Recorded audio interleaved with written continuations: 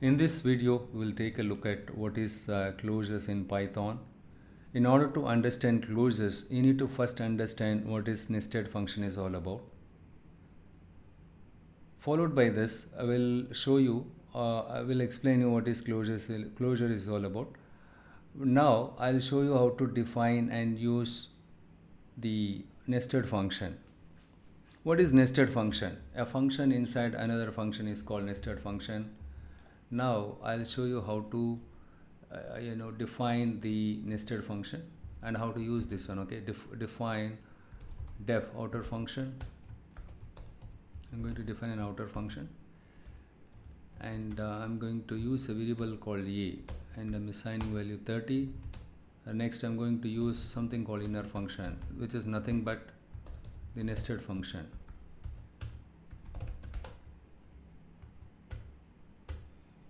And I'm going to call this function inner function inside this outer function. Next, what I'm going to do is I'm going to execute this function, outer function. Let's see what happens if I run it. So I'm getting 30. The value 30 is printed.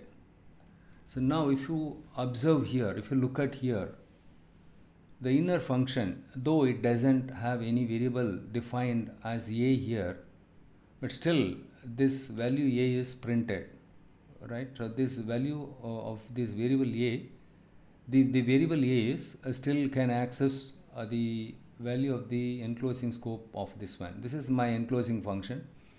The a is still can access the value from this enclosing scope. To understand what is the enclosing scope, you can better watch my LEGB rule video. So here we have the inner function, right? We can see that the nested inner function was able to access the non-local variable of the enclosing function, right? This is not this variable is not local to this inner function, but still this inner function, right, is able to access this non-local variable of the enclosing function, right? This is the enclosing function. The outer function is also called as enclosing function. All right, still it can have access to the non-local variable. Okay, so that is one thing. But if I execute the outer function, it prints the value 30. Okay, if I call this function, inner function, outside the scope of the outer function, let's see what happens.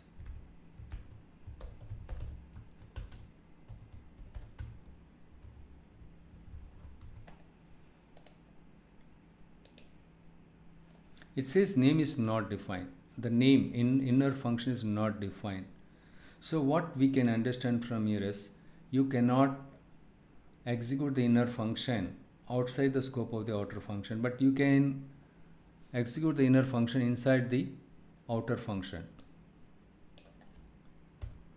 Now what we will do is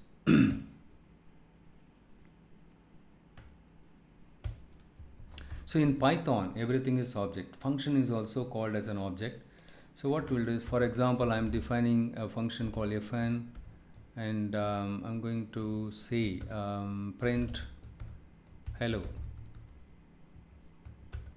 And to call this function, all I have to do is fn. If I execute this one, it will print hello. Right, print hello. So here, since in Python everything is object, including function, we can assign a function to a variable. For example, I'm going to say f1 is equal to a fn function, and if I print f1,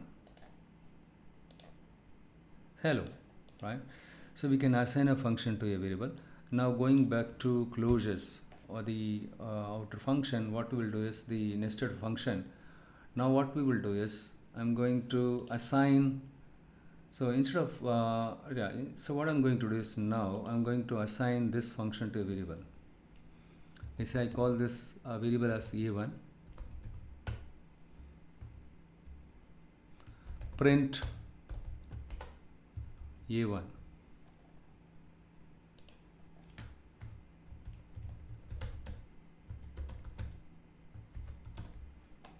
So in this case I return this function, the outer function return the inner function, as well as we execute this function. What I do is I'm going to use return, and we will see what happens now. So value of a1 is none. We are getting none here. Okay, and what I'm going to do is now, because we are not returning any value from this inner function, what I do is I'll return this variable a. We could see that the value of a1 is 30. So when you use parenthesis followed by the function name, that means we are executing the function. The function will get executed. Now what we will do is we will remove this parenthesis, and I'm going to simply copy paste it here. So in this case, what I'm going to do is, yeah, it's the same thing. I assign this function to this variable a1. So if you don't have the parenthesis, if you remove the parenthesis, that means this function will get returned. That means the reference to this function will be returned. So in this case, the a1 will be pointing to the inner function. That is what it is, because the outer function will return the reference to the inner function. Right? The a1 is nothing but, or it is pointing to the inner function, or it is same as the inner function. a1 is same as the inner function. Now what I'm going to do is, in this case, I'm going to use, since it's a function, right, I'm going to execute this one here. Only then you can get only then the value can get returned. So here what I'm going to do is, I'm going to cross verify whether the a1 is same as inner function. And what I'm going to do is, I'm going to print a1 dot underscore name. Right, this is what we are going to check it now. Yes, this is the inner function. The value of a1 is a1 is 30, and here the a1 dot name is inner function. So a1 is nothing but or same as inner function.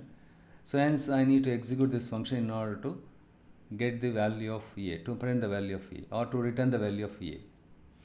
So now you understood the difference between this and this. So in this case, I included the parenthesis. Hence, the value will get returned, right? So the return value will get assigned here. But whereas here the value will not get returned. Instead, the reference to the inner function will get assigned to the variable a1. Hence, a1 is same as inner function. In order to return the value of inner function a, you need to execute the function a1. That's what we did it. So next what we will do is, we will what I'm going to do is, I'm going to delete the outer function. And before that, look here, the a1 is same as inner function. That's what I said earlier. When I executed this inner function outside the scope of this outer function, it was throwing an error. Name is not defined. That is what that's what the error we got it. Now I assign this function to a variable called a1.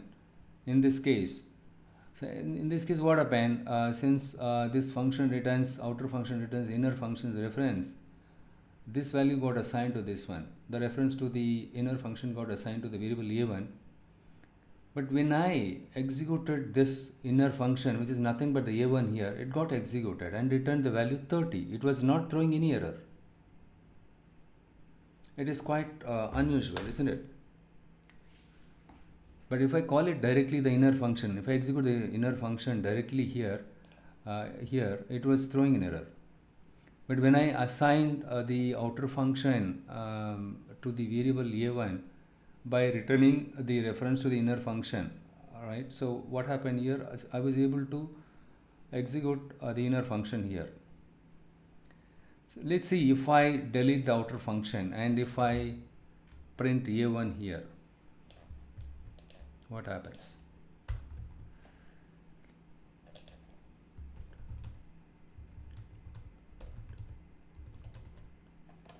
So I'm going to execute this one now. sorry, I need to remove this. Look here, the value of a1 after deletion of the outer function is 30 here, right?